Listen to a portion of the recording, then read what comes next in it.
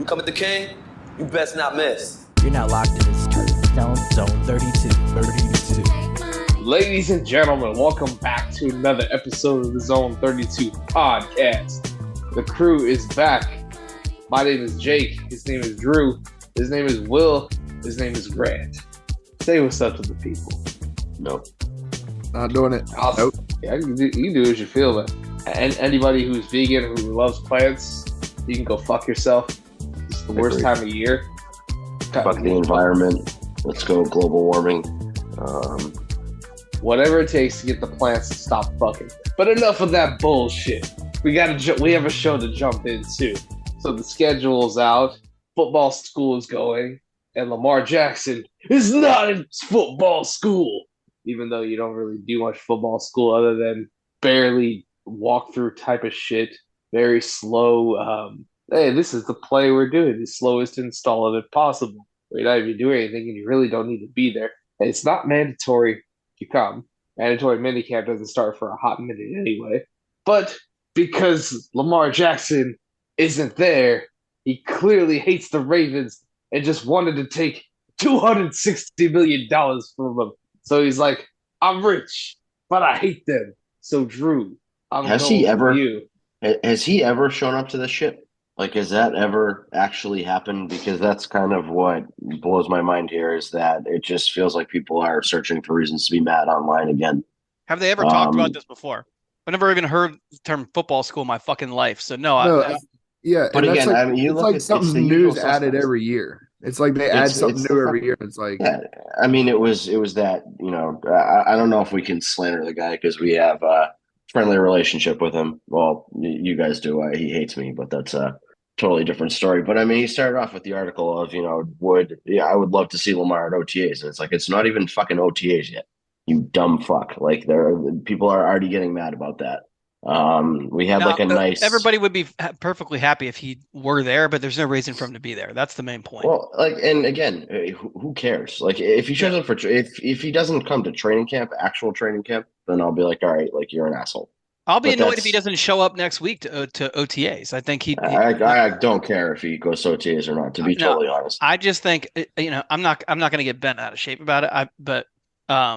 Josh Allen and Patrick Mahomes skipped OTAs last year to go play in some fucking golf tournament with Aaron Rodgers and Tom Brady. I think the timing of this one after the last 2 years, and especially after this offseason, and then him signing this contract, he should show up to the OTAs next. Especially with the new offensive coordinator, he should get all the time he possibly can with his receivers and with the offensive coordinator. But this fucking football school thing is not a story. It's just people who, and mostly the people who are talking about it, are just people who don't like Lamar. Right. Yeah. Again, so the guy from the 3-letter blog who, I went to town on for his Kodak Black takes. And, Lamar, the Ravens don't want to pay Lamar because he's friends with Kodak Black.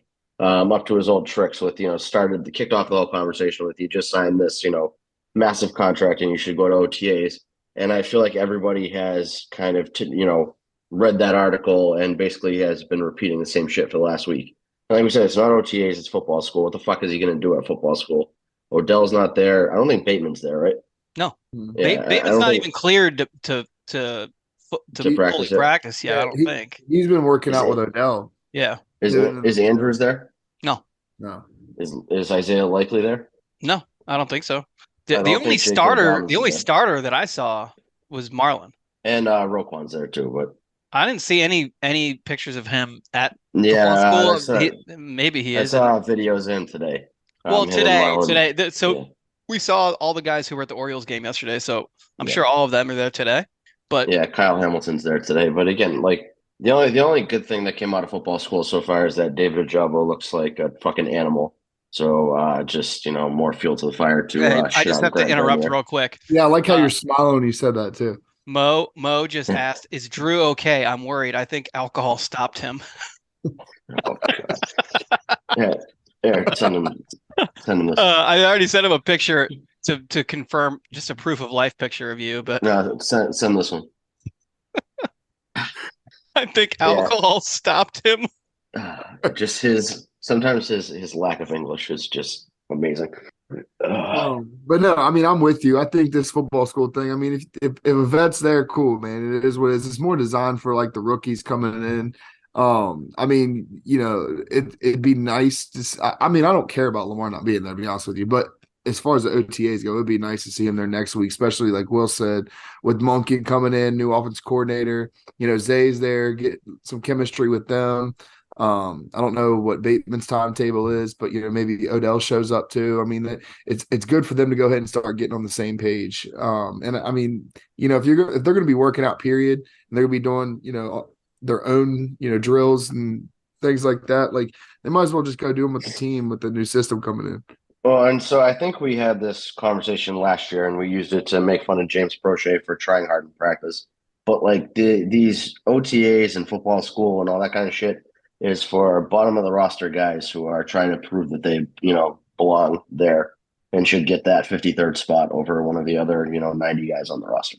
And so, like, who really fucking cares at the end of the day? If we know Lamar Jackson's the starting quarterback. And honestly, I don't think Todd Monken's offense is really that tough to grasp. Like, it's not. It's just he's a good football player, and he'll figure it out. I believe Lamar will be there next week. I believe that. Yeah, and I mean, the other thing too is like, let's say he shows up and doesn't participate in any drills. Is that the next step? Is that do we cry about that? I think that's a possibility that he shows up and it's a lot of classroom stuff. I mean, who's to say that he's not there and just nobody caught him on camera? Like maybe he's not standing on the field. He's not there. Where is he then?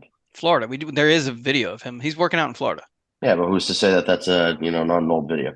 No, he's not there, but he'll be there next week. I mean, it's completely not expected that veteran players will be there. And Marlon is an exception because Marlon basically spends all his time in Baltimore. Well, if Marlon wasn't there, he'd be fucking watching Titanic or figuring out what other movies are, like World War II actually happened. Saving Private Ryan, like Normandy, was a real battle. I'm not sure if Marlon knows that one yet. Marlon doesn't know that Pearl Harbor is based on a real event. He's like, oh shit, Hawaii's a real place. Another thing that people are mad about is that we signed depth center Sam Mustipher. Yeah, so I asked a Bears fan because I was curious if this was a camp depth signing. Or if he actually could be like our backup center. Maybe Makari was going to be in play for the left guard job. And I think his exact response to me was that he's a threat to everyone's safety if he's on the field. So okay, he's not good, but you need bodies for camp. And who's to say that again, Bears are dumpster fire organization, so maybe he catches on his backup center. I think he's a backup center. I think Makari is not really the plan for backup center. I think he's kind of just like an emergency plan at every offensive line position, and they would probably rather have him be available as a tackle than a center. But this has been one of the fucking huge, and a lot of the people who are complaining about it.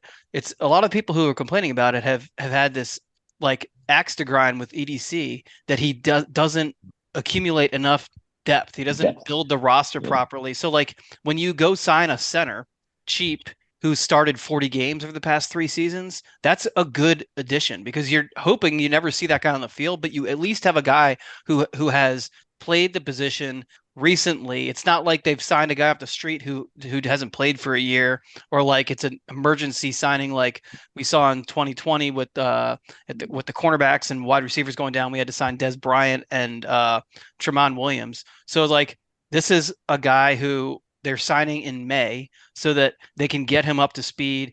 I don't really want to base anything that we saw from the Bears offense on a guy's ability. No, but that's fair. But I'm saying that like he's clearly not going to be challenging Linderbaum for the starting job. No. And that's not what we needed anyway. Right. Exactly. So it's like, who gives a shit? So maybe he's a backup center. Maybe he's an interior swing guy. Maybe he's got some value at guard that's a low profile signing that might have some high upside. We have uncertainty at left guard. Maybe he's a guy that comes in and plays really well in the system. And I mean, you don't know. And maybe he'll probably look a lot better. He'll look a lot better on an offensive line like we have than he did in Chicago, where offensive line is by far their worst position on that entire team. Yeah, he's also from Owings Mills, so he lives 5 minutes up the street. Went to high school in my town where I live. Yeah, So Yeah, so I mean, and went to Notre Dame. He's got a Not pulse. Notre Dame offensive lineman again, and we have Always. our franchise left tackle is a Notre Dame offensive lineman. So Notre Dame and Wisconsin, man, they just breed offense and Iowa. in Iowa, yeah, All Big Ten schools and yeah, Notre Dame, Penn State's another one that's Michigan, churning them out. Minnesota. Yeah, all these schools just pump out fucking fat white kids that can play offense for it. Had to throw in So- Michigan. You calling didn't Ronnie Stanley a fat white kid? No, but he's not a Big Ten kid, so that doesn't apply. My comment was just about the Big Ten schools, not the nerds at Notre Dame. What does Marlon call Notre Dame?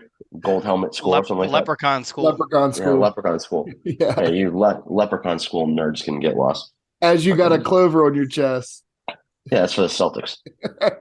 Sorry that my basketball teams win games, Grant. All right, that's just. All And right. then wasn't there a prediction was made today that the next thing is going to be, because people are just manufacturing things to be mad about. It's the Harbaugh. It's It's going to Harbaugh. be Harbaugh somehow, even though like I don't know. It's like You're people gonna are like, you're gonna oh, get it. he's living off his reputation. All right, you can make that argument in season if things aren't going well and he's making bad decisions. But every decision he's made since the season ended has been good, and the team is on a completely different trajectory than we were in January. So like some credit does have to go to him. He's obviously the guy who makes the decision on hiring the offensive coordinator. Look, it was that coked up Make-A-Wish kid that you fucking sent a tweet from him today about something about bitching about Harbaugh that he made a video about.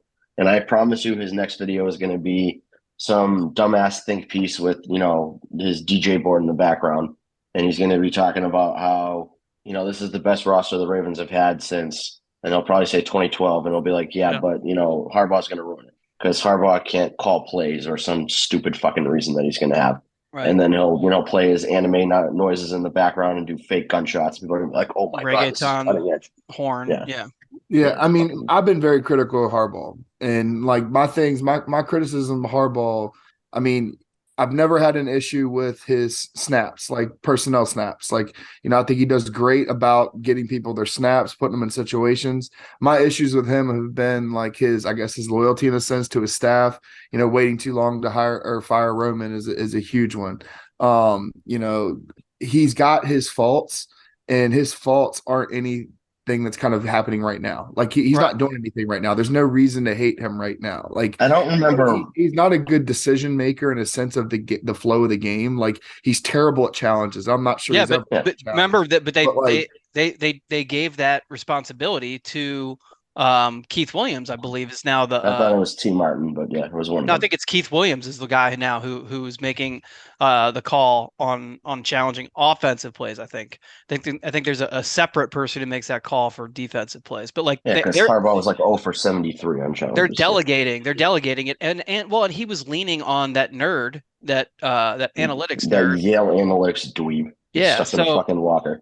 So he's delegating that stuff. So like, again, you want to criticize the guy, fine. I mean, it's fair criticism, but he's not basing these decisions on people on Twitter being mad at him or anything, but a lot of the criticism is rooted in things that he's addressing, that he's actively trying to improve on. So it's like, if you wanted to argue that Harbaugh is too slow to adapt and maybe the game passed him by for a couple of years there, like, you're not going to get any kind of argument out of me there.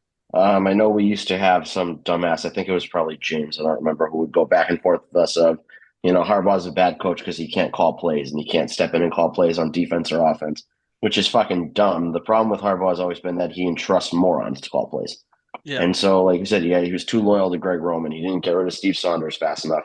I think he let Dean Pease go for too long. I think he let Wink run a little bit wild with the, Cam Cameron exotic blitzes. Yeah, like Cam Cameron, Mark Trestman.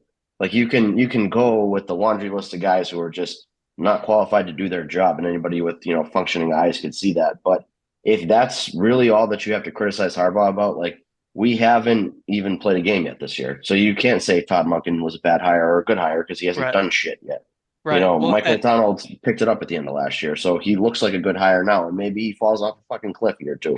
But like, Harbaugh hasn't had a chance to react to that. So yeah, there's no coaching. There's no nobody on the coaching staff where people are like, Harbaugh's giving him too much rope. That's just not a thing. I Who did we we're hire the running back coach that everybody freaked out about because he's got some Harbaugh ties? Willie That was Taggart. was it Willie Taggart? Yeah. So I Yeah. mean, you had your fucking nepotism patrol tweets out there, but it's just I feel like our fan base is not ever going to be happy, and there are always going to be people looking for They don't reasons know to how cry to be. online. They don't know how to be. No, they always got to bitch about Well, something. and it is fair. Like you said, it seems like at times maybe the game starts to pass Harbaugh by, but it doesn't pass him by. It's like it gets up next to him, and he looks it dead in the eye, and then he figures it out. So it's like even despite all that, you think We about all this. have People say, oh yeah, he's living off his reputation. He won a Super Bowl. Number one, he won a Super Bowl, and he had a hell of a run before that Super Bowl. And I do Yeah. get it. All right, that was 10 years ago. But like also look at the last 10 years. It's not like it's been some like fall off We've a had cliff. we've you know? had two losing seasons in the last decade, and one of them was 2015 where we had 21 guys on IR, Including and then one the of franchise quarterback blow his knee out. yeah, and then the other one was 2021 where we had I think it was like 37 guys on IR by the end of the year. And Some the fucking quarterback got astronomical hurt number. again. And the quarterback Yeah, got so hurt. And we were and we were before only that 8 and happened, 9. we were Yeah. 8-3, I 8-3. believe. Yeah. So like, I mean, yes, we finished that season with a losing record. That was not a losing season. That was like survive the season. But I'm saying that like if you but want to yeah, play the semantics technical game, yeah. that's 2 But- out of 10 years that he's had a losing record since Right. the Super Bowl, and they were anomaly years. Like you don't have that many guys get hurt typically. You're right. And okay, so here's a good comp. Mike Tomlin does not get the same scrutiny that John Harbaugh does. And I'm just talking about from our own fans, that our own fans would fucking jump for joy if tomorrow we like John Harbaugh got fired and Mike Tomlin took his place. But what the fuck has Mike Tomlin done that John Harbaugh hasn't? It's been longer for him. He tried to trip a punt returner, so that means he cares. It's been longer for Mike Tomlin since he won a Super Bowl than has cool John memes. Harbaugh. And there's a lot of cool gifs of Mike Tomlin's face. So and like you want to talk about, he's never had a losing season. Cool. Yeah. I mean, what the fuck does that fucking matter? Are you gonna hang a fucking banner up for that? Like I mean, it is for Mike Tomlin. It's a cool accomplishment that he has taken some trash teams and won.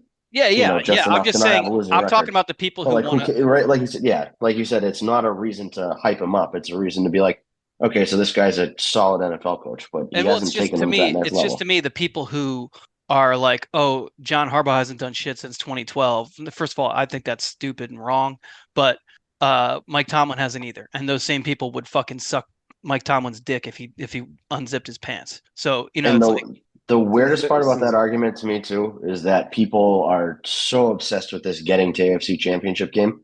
Like, if we made it to the AFC Championship game and lost, I'd be just as mad as if we got bounced in the first round. And if all we the made it to the Super Bowl and lost, I'd be fucking mental. And all those people, same people, would be like, "Oh, Lamar's vindicated, but fire John Harbaugh because he hasn't done shit since 2012." Yeah. So it's like what the bar is different. I don't know. It's just it's this weird ass participation trophy generation, like mixing with I want to be mad online generation. Mm-hmm. And so they're like they've picked out making it to the AFC Championship game matters to them. I have no fucking idea why, because again, like I could care less if we lost. If we went 0-17 or losing in the first round of the playoffs, like it's the same thing to me. Like we didn't win a Super Bowl. Right. You know what I mean? The value it does have is that you can quiet some of the Lamar, like the ridiculous Lamar slander that gets thrown around, because it would his playoff record then would be at least a 500 record, if not a winning record, depending on how many games they play to get there. But that's the only accomplishment it represents, really, is that people it quiets a narrative. And like I was having an argument with who's I having an argument with it was a Bengals fan, I don't know which one, but it was like Zim Dutton. It was somebody. I tweeted something and they wanted to argue, and it was like they were like you have a moral victory or something because Tyler Huntley almost beat the Bengals. I'm like, I'm not like claiming a victory there. I'm just saying congratulations. You narrowly defeated Tyler Huntley in the playoffs. And you guys act like you fucking accomplished something. Like we Ravens fans, real Ravens fans, adults, I don't take any pride in any loss ever. Like I'm not going to pump my chest about fucking anything unless we win the Super Bowl. That's it. Otherwise, I can't think of a game that we've ever lost that I was like, I'm okay with that. yeah, exactly. There's no moral victory. If you understand, if you've tasted real victory before, losing a game and finding like a fucking silver lining to it is loser shit. Yeah, that's what The only trash one I that can thing see is. the only one I can see again is like if we get to the AFC Championship game, it can quiet a narrative about Lamar. That's it, and that's for like and people will find a new one. And, But they'll pivot to something different. The funny thing about that Lamar narrative is Lamar doesn't care about it. No, So it's like more of for our mental health if we don't have to deal with stupid people well, online saying, because all they just lean on the record, the 1-3. So yeah, which again, like that's cool, 1-3. But again, Joe Burrow hasn't won a meaningful game yet. So, Right. not Jalen Hurts hasn't won a meaningful game yet. Really, the only current quarterback of that like generation that can talk is Patrick Mahomes because he's won meaningful games multiple Right. times now. Yep. Yeah, I mean, the same exact narrative that exists for Lamar should exist for Josh Allen as well, and it doesn't really. No. And nobody talks about how he just falls off a cliff every year in the playoffs. Yeah, I mean, and then they'll go directly to the win-loss record, and it's better than Lamar's.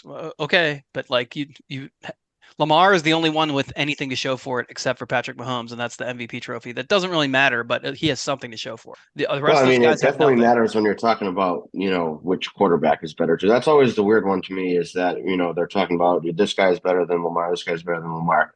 And the unanimous MVP is the most individual award that exists in the NFL. Right. Yes. And so then you start bringing up team playoff record to counteract a unanimous MVP. It's like that doesn't work. Yeah. Yeah. So we just got, I feel like this is kind of the year that we shut people up. But if we don't win a Super Bowl, I'm not going to be happy with it. So I don't know. I'm in that weird spot of like I'd love to watch all these other fan bases just kind of eat their words over the last couple of years. We were missing Lamar for back last 5 games of the last 2 years. Lamar wasn't there, so season kind of got derailed. Like I feel like this is the year we kind of put it all together and maybe make a run. But if we don't win a Super Bowl, I'm not going to be happy. But at the same time, like you said, it would be nice to shut those people up. Yeah. I mean, and it is. I mean, we've done the moves that we needed to make. The quarterback's locked in. Lamar's here to stay. We've added the pieces on offense around him that, are definitely enough to win a Super Bowl. Defense is absolutely loaded, ready for a Super Bowl, and I still don't think we're done on defense. I mean, it is, in a sense, Super Bowl or bust. I hate the term Super Bowl or bust, but in a sense, it is Super Bowl or bust with this roster. I mean, the window is now. Yeah, we're really missing, rotational edge guy. You and I both like Clowney. I'd also be okay with Leonard Floyd. Yeah. And I guess Amos or Peters would make sense too. Like just another veteran secondary guy. I'd prefer Amos personally, but I feel like that fits our needs a little bit better. Having another safety versus having another corner. But again, same shit to me. Like doesn't matter. It's just a veteran depth piece. And I feel like we're in really good shape. Like at that point, you really don't have any major holes in the roster. You really don't have any depth spots that can be questioned. You really don't have anything. Yeah, Missing. I like that we're getting linked to injuries happen, Sue. but- Also, I like the idea of Sue. Yeah. I've been all over the Sue bandwagon for years because we need an asshole. Yeah, And and so- you can never have enough big guys in the middle. You just can't. Well, and Yeah. with this defense too, I mean, he's an interior wrecking ball. Like he would be back to his ways of putting having a 4-man front with pressure. Like he creates issues on the interior between And the if one he tech happens- to the 3 tech. I mean, he loaded him at nose and a 0. I mean, he can do everything from the entire across the defensive line. I mean, he would be able to be in those sub packages where Calais Campbell was at, solidifying the end. I just And if I he know happens that to step McDonald on was Joe just Burrow. saying that Pierce looks good coming back from the injury. So Pierce was was playing really well last year before he ripped his bicep. So Yeah. I mean, but that doesn't mean anything about not bringing Sue in because we don't want to risk Pierce getting hurt again. We want to have plenty of depth on that defense. Well, I mean, Michael Pierce is 5'8", 373 pounds. Like we're going to need somebody to, he's not going to play 100% of snaps. No. I mean, we're I'm gonna big need on some bodies out Broderick. there. And Sue isn't signing anytime soon. He said that. He said he is not going to camp. So, But I like Broderick. I'm big on Broderick Washington. I think he's a very underrated piece on the defensive line. And So I the think thing with Broderick for me, tops. I would say the thing with Broderick for me is that he's looked good in small flashes, but I feel like when he gets more and more snaps, he kind of disappears.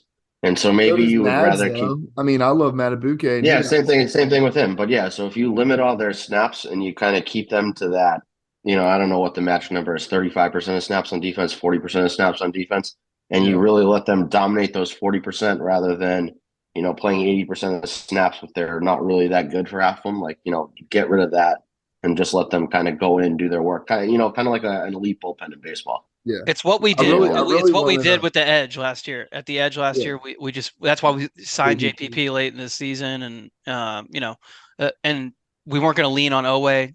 No, We and this year I think it's going to be very similar, and we're going to have a Jabo full time and one more pass rusher. Dominating. So yeah, Wow.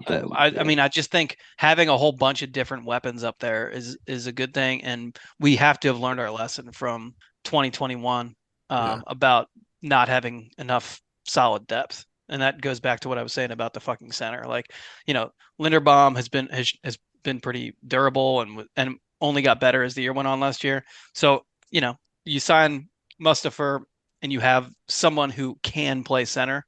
But And I mean, we had three guys who could play center on the roster last year because right. we had Makari and we had TCC. So, Yep. you don't have TCC anymore. So maybe Mustard's just your, Tristan Colon Castillo replacement, Right. who's Well, and probably he going to went and be. got paid. I mean, he didn't Yeah, get he was a big. solid player when he got on the Yeah. field. he Right. was. So, I think again, and I think there is something to be said for playing on this offensive line. We said the same thing about Ben Powers. Cleveland. Powers And did not look good until last year when Stanley was back and he had Linderbaum playing on his right. So, I think anybody who's an NFL lineman who started 40 games in 3 seasons has talent, obviously. He wouldn't be in the league if he didn't. So you put him in the right position, I think he can be fine. But again, and we're not going to especially be leaning on him for any sort of, large role on the offensive line unless shit goes to fucking, to hell. So, So so let me ask you all this. So obviously, we think that a secondary addition and a defensive line addition / pass rusher is something that's probably going to happen this offseason before the season starts. mhm. Offensively, we're pretty set. No tight ends are needed. We're making the depth signs at line. Receivers, we're loaded at receivers right now. Like, what about if Ezekiel Elliott's price tag comes down a shit ton for a 1-year prove it deal? No, Do you call him? no. I No. think so it the depends only on is everybody healthy? Then yeah, no. yeah, If there's injuries, then and I yes. think they are because we I don't know what we did with Gus. We just did something with his contract, right? Yeah, we restructured it. Restructured him. We re-signed Hill, and JK's here. So I don't see it happening. What I could see happening is Teddy Bridgewater still. Yeah, I Yeah. like that option. I do. But here's my thing with the Zeke situation is I love Keaton Mitchell. Like, that dude brings a dynamic to the offense with a guy like Monken, the way that he spreads the ball and gets running backs on the field, tight ends, receivers, what he did at Georgia. He's a guy that could be a potential practice squad candidate initially. And Justice Hill, I firmly believe, is a solid. He's a strictly special team sign. So Zeke might be a good guy to kind of take some of the. I mean, Gus and JK, the injuries or whatever they are. I think they're fully healthy now, but you want to take pressure off those guys. So having a guy like Zeke that could be more of the short yardage, kind of maybe inside the 10 guy or first down guy, whatever it is. But I think for the right price, he might be somebody that I would think about calling. It would have to be veteran minimum. Yeah. Yeah, if it's veteran minimum with some incentives built in, Like I wouldn't hate it. I wouldn't go out of my way to sign him either. But again, like if we got him, I wouldn't be like, oh, this is fucking stupid, waste of money. Like, I just don't think it's not necessary. But again, we're at a point where we can actually make luxury signings, which is weird for us. Yeah, But whatever we do at this point, whoever we sign, I'm gonna be like, all right, cool. It's just Yeah.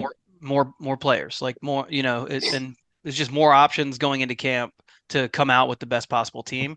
It's not like you're signing him instead of somebody else that you needed or whatever. Like, we're just not. We're past that point. Like, so that's why I was so confused about the Mustafa thing. Why people were getting like tweeting about it at all? Why do you care?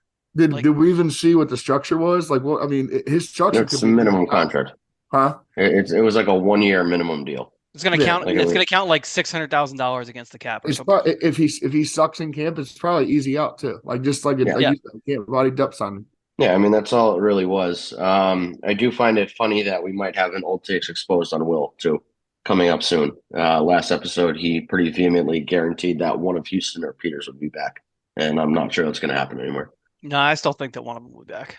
Yeah, I mean, I could see Peters tell Vegas that kind of makes sense, him being a West Coast guy, and apparently Houston has a ton of interest. So I would say, I'm not throwing money at either one of those guys. So like, have fun elsewhere if somebody's going to pay you.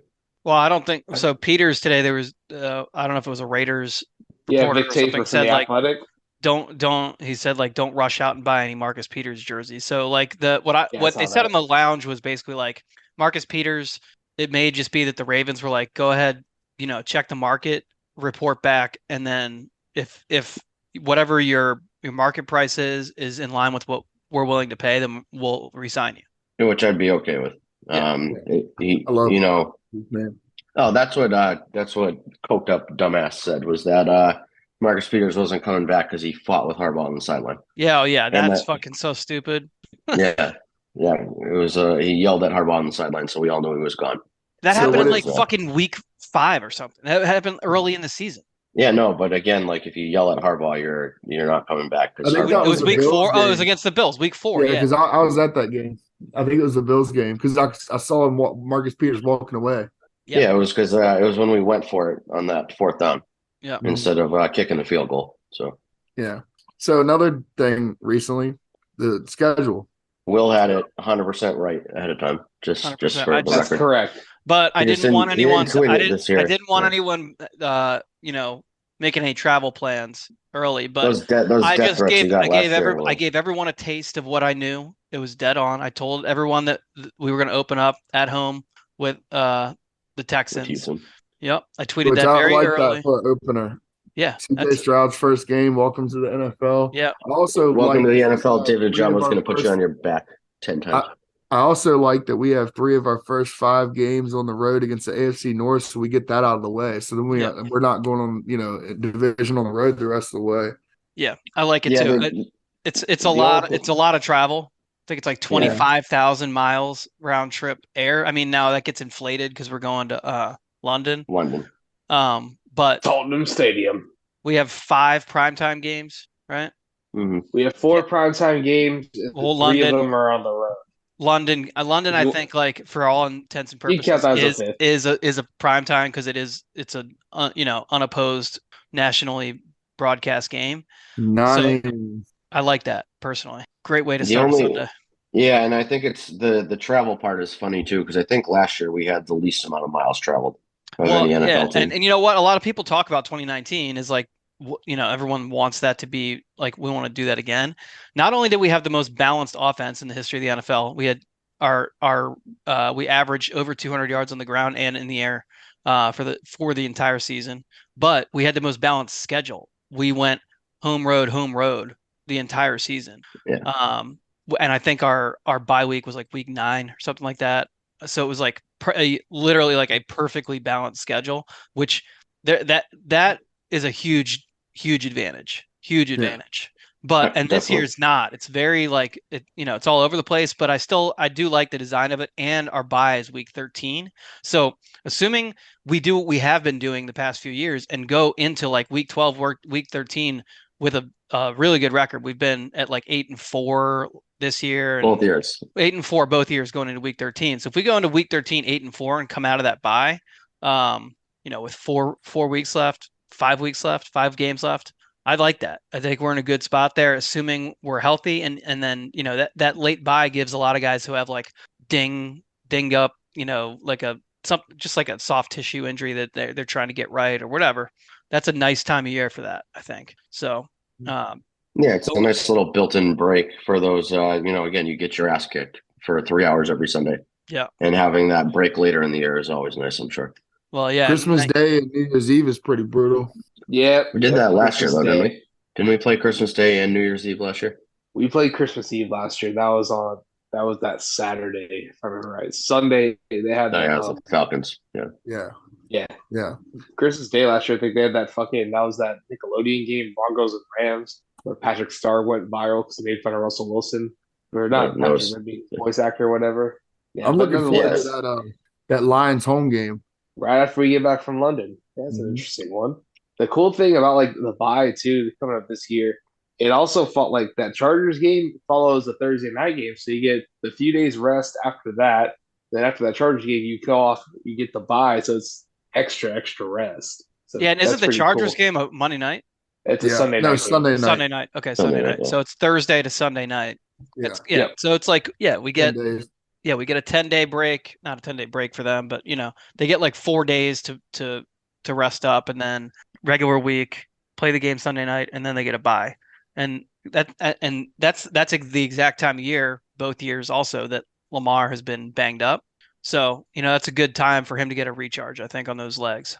And it'll be the Yeah, last time they play on artificial turf through the entirety of that regular season once they finish up with the Chargers. Jake, I like your homework that you did here. Yeah, I want to do once I found out the Titans game was going to be in London. Because I knew they used turf at their regular stadium, so I was kind of curious about that. I guess Tottenham Hotspur Stadium's like a hybrid, like part grass, part turf. It's some weird shit. That's what the Bengals have too. Yeah, so it's the same thing. It's 3 games. It's an on incest turf. thing. Yeah, of course, because God save the Queen as she's getting railed by if you her eat brother, the beans in prince. weird ways, then you use hybrid turf. Yeah, beans, right. beans, tea, and hybrid turf. That's what fucking incest Did you see, I people think do. it was the UK Ravens Twitter. They said like something about like when everybody found out the games were in London, the questions people were asking them, and somebody's like, "Do y'all really eat beans for breakfast?" It was like, "Do y'all eat?" It said, "Do y'all eat beans on toast for breakfast?" I mean, I think that's a valid question to ask. That's disgusting. Again, there is a reason why we won in 1776, and it's because of these disgusting habits that these fucking British fucks have. So they all had scurvy. Yeah. And fucking, worship your incest family and eat beans on toast for breakfast. Like, you're not going to win any wars that way. It's just Why do you think the royal family all looks like hills have eyes? Because they have too many family trees and tree branches intertwining with one another. The Bengals are literally following the example set by the royal family. They're like, hey man, cousin fucking looks cool. I'm gonna do the same thing, but instead of eating beans, I'm eating chili spaghetti. That was that conversation. Yeah, they do chili on spaghetti. British people do beans on toast. They're both fucking weird, and nobody likes them. So if you mixed all that together, you get kind of a traditional chili. Yeah, kind of. But they got to be weird and separate things out, and try to be different. Just doesn't. Not the spaghetti part. That just has no place in it for any reason. And I feel like that's just like cheap. It's like cheap, and they're like, "Oh, we could do this." And that's the thing that's most insulting. Like, chili spaghetti sounds like one of those dishes where it's like, oh man, I got $5 left. I can't go out and go actually make pasta sauce. But I got spaghetti noodles and I got a can of, I don't know, Hormel chili. Fuck it, man. I'm going to make it work. Calling that your regional dish is such an insult on the culinary foods. Like, Jake, these are not people of high class or high intelligence. I think that's the issue. No, not at all. But especially making that your regional dish, like, you're fucked off, dude. Go fucking get a second job and start fucking, I don't know, growing tomatoes. I know that doesn't grow well out there, but you can build a greenhouse, damn it. Fucking grow your goddamn vegetables.